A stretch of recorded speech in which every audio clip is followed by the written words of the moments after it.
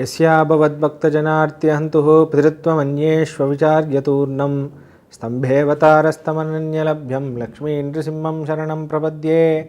श्रीमान् वेङ्कटनाथार्य कवितार्किककेसरी वेदान्ताचार्यवर्यो मे सन्निधत्तां सदा हृदि। ज्ञानानन्दमयं देवं निर्मलस्फटिकाकृतिम् आधारं सर्वविद्यानां हयग्रीवमुपास्महे। श्रीमते रामानुजाय नमः। భక్తివన్ ప్రేక్షకులకు నృసింహ జయంతి శుభాకాంక్షలు. తేన త్యక్తేన పుంజీతాః మా కృతః కస్య సిద్ధనం. ఈ ధనం ఎవరిది అని అడగాలంట ప్రతిసారి. నాది అనే భావన వచ్చినప్పుడల్లా కస్య సిద్ధనం, ఇది ఎలా వచ్చింది, పరమాత్మ ఇచ్చాడు అనే భావన వస్తుంది దానికి జవాబు. అలా అయితే దాని తర్వాత కొండ నుంచి తోసేయాలనుకున్నాడు ప్రహ్లాదుడు. చూడండి, కొండ నుంచి తోసేయాలనుకుంటే ఇలా జారిపోయి కింద పడుతున్నాడు కదా, అప్పుడు హృదయాన్ని పట్టుకున్నాడట. నా హృదయంలో స్వామి అంతర్యామిగా ఉన్నాడే, ఆయనకి ఏ దెబ్బ తాకకూడదు అని పట్టుకున్నాడు. వెంటనే భూదేవి అమ్మవారు వచ్చి కాపాడు.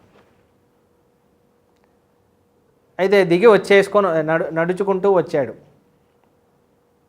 ఏరా ఏమైందిరా అంటే, నాన్న భూదేవిని ఇలా వచ్చిందన్న, నేనేమో నాకు ఏదో మెత్త మీద మ్యాట్రెస్ మీద పడుకున్నట్టు అనిపించింది, వచ్చేసాను.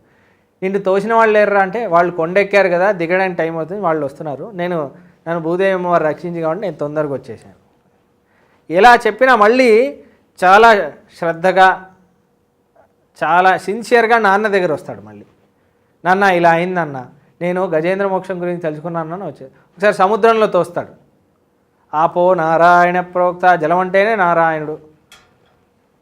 ఆ సముద్రం క్షీరసాగరంలోనే ఉంటాడు కదా.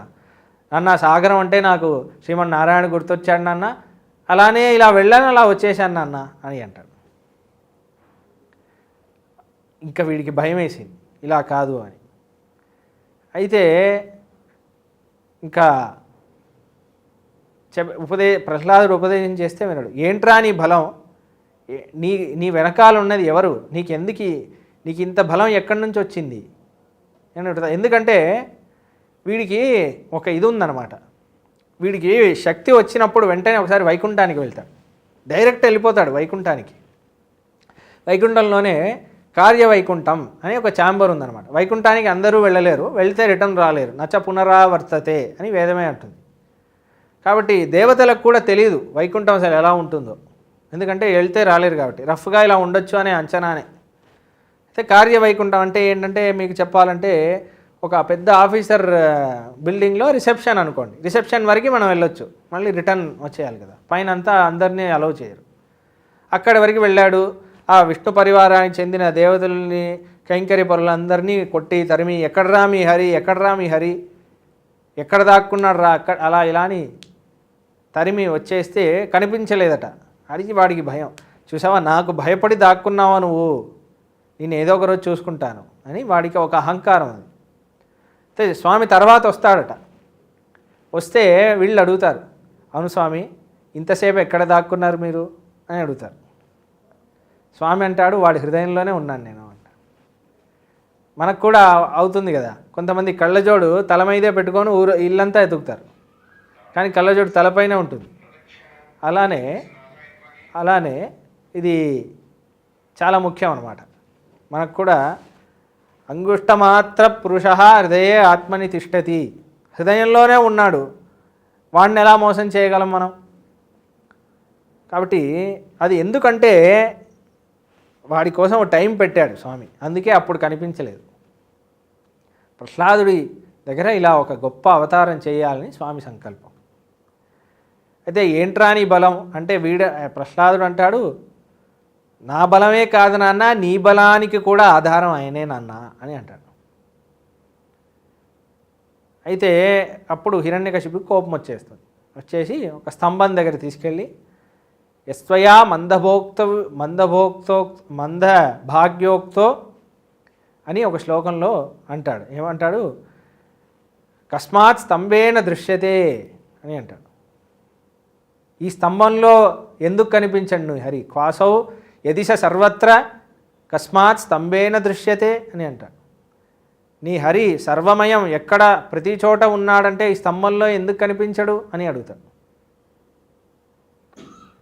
అయితే ఉన్నాడా అని అడుగుతాడు. ముందు ఎక్కడ ఉన్నాడు అని అడుగుతాడు. ప్రహ్లాదుడు ప్రశ్నే తప్పు అంటాడు. ఇప్పుడు ఒక చోట ఉండి ఇంకో చోట లేనివాడిని ఎక్కడ ఉన్నాడు అంటే సరే, ఇక్కడ లేకపోతే ఇక్కడ ఉన్నాడు ఇక్కడ లేడు అనొచ్చు. ప్రతి చోట ఉన్నవాడిని ఎక్కడున్నాడని అడగడం ప్రశ్నే తప్పు కదా. అన్ని చోట ఉన్నవాడిని ఎక్కడున్నాడు అంటే పలానా చోట ఉండేవాడిని ఎక్కడున్నాడని అడగచ్చు. ప్రతి చోట ఉన్నవాడిని ఎక్కడున్నాడంటే కాబట్టి ఈ స్తంభంలో ఉన్నాడా అని అడుగుతున్నారు.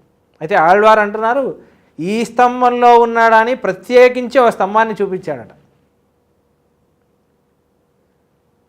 అలంది ఇట్ట తూణై అవంతి ఇట్ట ఆంగే అని అంటారు.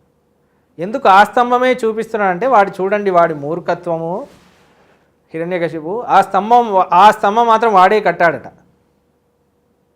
నిర్మాణం చేసేటప్పుడు వాడే మట్టి ఇటుక అన్నీ వేసి కట్టాడు. కాబట్టి ఆ స్తంభంలో మాత్రం ఉండడు. వేరే స్తంభాల్లో అయితే నేను తెలియనప్పుడు దూరుంటాడు ఒక రంధ్రం చేసి. ఈ స్తంభంలో నేనే కట్టాను కాబట్టి ఈ స్తంభంలో ఖచ్చితంగా లేడు, నేను చూశాను కదా, ఈ స్తంభంలో అయితే లేదు అని అడుగుతున్నాను. ఇది ప్రమాణం మనకి. సర్వవ్యాపిగా స్వామి ఉన్నాడని చూపిస్తున్నాడు. అంతర్బహిశ్చ తత్సర్వం వ్యాప్య నారాయణ స్థిత అని అంటుంది వేదం. లోపల బయట ప్రతి చోట ఉన్నాడు అనే దానికి ఇదే సాక్షి. ఉన్నాడా అని అనగానే ఉన్నాడు అన్నాడు ప్రహ్లాదుడు. అనగానే ఇరక్కొట్టాడు. కొట్టగానే శుకమహర్షి చెప్పిన శ్లోకం నృసింహ అవతార శ్లోకం. సత్యం విధాతుం నిజభృత్య భాషితం వ్యాప్తించ భూతేషు అఖిలేషు చాత్మనః అదృశ్య తథ్యద్భుత రూపముద్వహన్ స్తంభే సభాయాం నమృగం న మానుషం అని అంటున్నారు. సత్యం విధాతుం నిజభృత్య భాష, అదే ముఖ్యం. ఆ సత్యం, ఆ మాటని సత్యం చేయడానికి వచ్చాడట స్వామి. ప్రహ్లాదుడు రక్షించడం కూడా తర్వాత నా భక్తుడు మాట అనేశాడే, ఇంత నమ్మకంతో అంటున్నాడే ఉన్నాడని, ఆ మాటని నిజం చేయాలి అని వస్తున్నాడు. సత్యం విధాతుం నిజభృత్య భాషితం, వేదంలో ఉన్నది ప్రతి చోట ఉన్నాడని, ఆ మాట సత్యం చేయాలంటే స్వామి రావాలి, వచ్చాడు. బ్రహ్మ వరాలు ఇచ్చాడు కదా, ఆ వరాల్ని ఫుల్ఫిల్ చేయాలంటే స్వామి రావాలి. అందుకని అన్ని కండిషన్స్ ఫుల్ఫిల్ చేసుకుంటూ వస్తున్నాడు. సత్యం విధాతుం నిజభృత్య భాషితం. అందరూ ఆ సత్యానికి కట్టుబడ్డారు. అంటే ఇంతకుముందు ఏమన్నాడు, ఎన్ని వరాలు తీసుకున్నా సంహరిస్తాను అన్నాడు కదా. కాబట్టి వరాల్ని లెక్క చేయడేమో అనుకుంటారు కొంతమంది. అన్ని వరాల్ని కలుపుకుని వస్తున్నాడు. మనిషి చంపకూడదు, జంతువు చంపకూడదు అన్నారు. మనిషి జంతువు రెండూ కలిపిన ఆకారం. మనం నరసింహుడు అంటున్నాము, కానీ శుకమహర్షి నమృగం నా మానుషం అంటున్నారు. మనిషి కాదు, జంతువు కాదు అంటున్నారు. వాడికి అలాంటిదే కావాలి కదా. ప్రాణం ఉన్న ఆయుధంతో చెప్పకూడదు, ప్రాణం లేని ఆయుధంతో చెప్పకూడదు అంటే గోల్డ్. దీనికి ప్రాణం ఉన్నో లేదో పెద్ద చర్చ. ప్రాణం ఉంది అనడానికి నఖాలు పెరుగుతున్నాయి. ప్రాణం లేదు అనడానికి ఏంటంటే అది పీకితే నొప్పి లేదు, వేరే దాన్ని పీకితే మనకు నొప్పి వేస్తుంది. గోల్డ్ పీకితే నొప్పి రాదు. కాబట్టి ప్రాణం ఉండి లేని ఒక వస్తువు, ఇంటి లోపల బయట కాదు, గడప మీద, ఆకాశంలో కాదు, భూమిలో కాదు, తొడ మీద పెట్టుకొని చీలుస్తున్నాడు. పగలు కాదు, రాత్రి కాదు, సంధ్యావేళలో చంపుతున్నాడు. ఇలా సత్యం, ఆ సత్యం స్వామి ఆ సత్యానికి ఎప్పుడూ కట్టుబడతాడు. చూడండి, దేవతలకి అదంతే చాలా ఇష్టం. చెప్పిన మాటని ఎలా కాపాడుతున్నాడు అని. కృష్ణ అవతారం అప్పుడు కూడా అందరూ చూస్తున్నారు. ఆకాశవాణి చెప్పింది కదా, ఎనిమిదో కొడుకుగా కృష్ణుడు పుడతాడు అని. స్వామియే పుట్టి నేను సంహరిస్తాడని అందరూ చూస్తున్నారు. అందరూ ఒక కెమెరా, వాళ్ళ సైడ్ నుంచి ఒక కెమెరా పెట్టారు దేవికి గర్భంలో. నిజంగా వస్తాడా వస్తాడా వస్తాడా వస్తాడా అని చూస్తున్నాడు. సడన్గా ఒక మూమెంట్లో చూస్తే చిన్నగా ఒక శిశువు ఉంది గర్భంలో. వెంటనే బ్రహ్మస్తుతి చేస్తున్నాడు. సత్యవ్రతం సత్యపరం త్రిసత్యం. ఆహా, సత్యవ్రత, మాట చెబితే నించుంటున్నావు కదా, సత్యవ్రతుడి నువ్వు, చెప్పిన మాటని వదలకుండా చేస్తావు, నీ భక్తులంటే ఎంత ఇష్టం నీకు అని. అందుకే సత్యం జ్ఞానం అనంతం బ్రహ్మ. వేదం సత్యం, స్వామి సత్యం అని ఎలా తెలుస్తుందంటే సత్యానికి కట్టుబడే అన్నీ చేస్తూ ఉంటాడు స్వామి. ఆయన ఒక మాట ఇచ్చాడంటే వదలడు. రామోద్భిర్నా విభాషతే అని స్వామి అంటాడు రామావతారం. రాముడికి 2 మాటలు మాట్లాడడం రాదు అని అంటాడు. అయితే అలా సత్యం విధాతం నిజభృత్య భాషితం వ్యాప్తించ భూతేషు అఖిలేషు జాత్మనః అదృశ్య తత్యద్భుత రూపం ఉద్వహన్.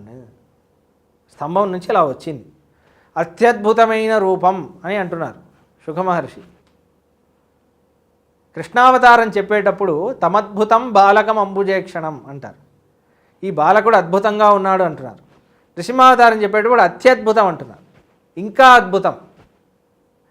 అంటే ముందు అద్భుతం చెప్పే కదా ఇంకా అద్భుతం చెప్పాలి. నృసింహావతారం ముందు వచ్చింది, ఇప్పుడు ఇంకా అద్భుతం చెప్పేశారు, అక్కడ అద్భుతం అంటున్నారు. ముందు ఫస్ట్ ఇప్పుడు ముందు చారన్న వడ్డించారనుకోండి అద్భుతం అంటారు, దాని తర్వాత పాయసం వడ్డిస్తే ఇంకా అద్భుతం అంటారు. ముందు ఏదైనా చెప్తేనే దానికి ఇంకా అని చెప్తాం, ఈయన ముందే ఇంకా అనేస్తున్నాడు. ఎందుకు అంటే మిగతా అవతారాన్ని వైకుంఠంలో చూస్తే కూడా ఇదే స్వామి అలానే ఉంటాడు, కృష్ణుడిలానే ఉంటాడు వైకుంఠానికి వెళ్తే. ఈ స్వామి నృసింహుడు వైకుంఠంలో చూడలేము, తర్వాత కూడా చూడలేము. ఇప్పుడు అవతారాన్ని ఎవరెవరు సేవిస్తున్నారో వాళ్ళే భాగ్యవంతులు. ఇట్లాంటి ఒక రూపం ఎక్కడా చూడలేదే, ఎప్పుడూ చూడలేదే. అటువంటి గొప్ప అవతారం. కాబట్టి నమృగం న మానుషం అంటే కోపం ఇలా వచ్చింది, అవతారం చేస్తూనే చంపుతున్నారట. ఎప్పుడు అవతారం చేస్తున్నారు ఎప్పుడు చంపుతున్నారో తెలియదు, 2 సైమల్టేనియస్గా అవుతుంది, ఫ్రాక్షన్ ఆఫ్ సెకండ్స్. ఇలా వచ్చింది మొత్తం, ఇలా మొత్తం జుట్టంతా ఇలా ఉంది. సింహానికి ఎలా ఉంటుంది, మనకి ముఖం మీద జుట్టు ఉంది, దానికి జుట్టు లోపల ముఖం ఉంటుంది సింహానికి కదా, మొత్తం జుట్టు. అది చూస్తేనే, అందుకే పంచాననం అని పేరు. పంచ అంటే పెద్దది అని కూడా అర్థం, పంచాననం అని పేరు సింహానికి, పెద్ద ముఖం. అయితే అదే అంట సటాపటల భీషణే సరభసాట్టహాసోద్భటే అంటారు. సటాపటలం పెద్ద నోరు, భీషణే సరభస అంటే వేగంగా, అట్టహాసం హ అని పెద్ద ఇలా నవ్వుతూ పెద్ద కేకలు వేస్తూ భయంకరంగా నవ్వుతున్నారు. ఆ నవ్వుకే భయపడుతున్నాడు వీడు. అట్టహాసోద్భటే స్ఫురత్కృతి పరిస్ఫుటత్ భృకుటికేపి వక్త్రేకుతే, కళ్ళల్లో నిప్పులున్నాయా అన్నట్టుంది, నాలుకలో నిప్పు ఉందా అగ్ని ఉందా అన్నట్టుంది ముఖం. భృకుటికేపి ఈ కనుబొమ్మలు ఐబ్రోస్ అవన్నీ కోపంగా వణికిపోతున్నాయి, చంపేస్తానరా నేను, నా భక్తుడిని ఇంత హింసిస్తావా నువ్వు అని. భృకుటికేపి వక్త్రేకృతే కోపంగా చూస్తున్నాడు. వేదాంతేశులు వారు అంటారు ఒకే అవతారంలో 2 అవతారాలు ఎత్తాడా అన్నట్టుంది అంటున్నారు. ఎందుకు అంటే ఇక్కడ చంపుతున్నారు, చంపి చీల్చి హృదయాన్ని చీలుస్తున్నాడు స్వామి. హిరణ్యకశిపు హృదయాన్ని చీల్చి నఖాలతో ఆ పేగుల్ని తీసి మాలగా వేసుకొని రక్తంతో కళ్ళు నింపుకుంటుంటే తిరుమంగయాழ்వారు అంటారు అవునన్ పొంగ ఆగం వాళ్ళు గిరాళ్ పోయింద పునీదన్ అంటారు. పుణ్యాత్ముడు అంటున్నాడు, మంగళకరంగా ఉన్నాడు అంటున్నాడు. రాముడు మంగళకరంగా ఉన్నాడంటే ఒక మాట, పేగులు తీసుకొని రక్తంతో వేసుకొని కళ్ళు భయంకరంగా ఉన్నాయి, ఆయన్ని మంగళకరంగా ఉన్నాయి, భయంకరంగా ఉన్నవాడిని మంగళకరంగా ఉన్నాడు అంటే ఎలా అంటే వీడికి మంగళత్వాన్ని ఇస్తున్నాడు స్వామి, వాడి పాపాలని తీసుకుంటున్నాడు కదా. ఇది మనం అర్థం చేసుకోవాలి. రాక్షస ప్రక్రియ అంటే అందరూ ఈ ప్రశ్న అడిగారట, అయ్యో శివుడు ఇట్లాంటి రూపం తీసుకున్నాడంటే ఓకే, శివుడు రౌద్రమూర్తి కాబట్టి, ఈయన సాత్వికైన మూర్తి కదా, ఈయన ఎందుకు ఇలా చేస్తున్నాడంటే అది కూడా కృప అంటున్నారు. ఉదాహరణకి మీ ఇంట్లో చిన్నపిల్లవాడు ఉన్నాడు అనుకోండి, ఆయన చేతిలో కత్తి ఉంటే కత్తితో ఆడుకుంటున్నాడు, అమ్మకి ఏం భయం వేస్తుంది, అయ్యయ్యో వీడు కత్తితో పొడి చేసుకుంటాడేమో అని భయం వేస్తుంది కదా, వెంటనే వచ్చి వీపు మీద ఒకటేసి కత్తి తీసుకెళ్ళిపోతుంది. అలానే మనకి శరీరం అని ఒక వస్తువు ఇచ్చాడు, కత్తిలాగా ఒక ఇన్స్ట్రుమెంట్. దీన్ని మనము సాధనకి ఉపయోగించాలి. మనం దీన్ని దుర్వినియోగం చేసి అవసరమై రాక్షస ప్రవృత్తితో ఉంటే దాన్ని తీసేసుకుంటాడు కొట్టి. అది కృపే, అమ్మ చేసింది కృపే కదా. అక్కడ పిల్లోడికి ఏవైనా అవుతుందేమో, ఇంకా హింసించుకుంటాడేమో అని చెప్పే తీసేసుకుంటుంది కదా కత్తిని. అలా ఈ శరీరాన్ని స్వామి తీసేసుకొని వాడికి మంగళత్వాన్ని అందజేస్తున్నాడు హిరణ్యకశిపు. అందుకే పునీదన్ అని అంటున్నాడు తిరుమంగయాழ்వారు. నృసింహస్వామి లక్ష్మీ నృసింహస్వామి యొక్క కృపకి అందరూ పాత్రలు అవ్వగలరని సాక్షాత్ నృసింహస్వామియే వేడుకుంటున్నాను. అహోబిలే గారుడ శైల మధ్యే కృపావశాత్ కల్పిత సన్నిధానం లక్ష్మ్యా సమాలింగిత వామభాగం లక్ష్మీంద్రసింహం శరణం ప్రపద్యే. అందరికీ మరొకసారి నృసింహ జయంతి శుభాకాంక్షలు. కవితార్కి సింహాయ కళ్యాణ గుణశాలినే శ్రీమతే వెంకటేశాయ వేదాంత గురవే నమః. శ్రీమతే శ్రీ నిగమాంత మహాదేశికాయ నమః.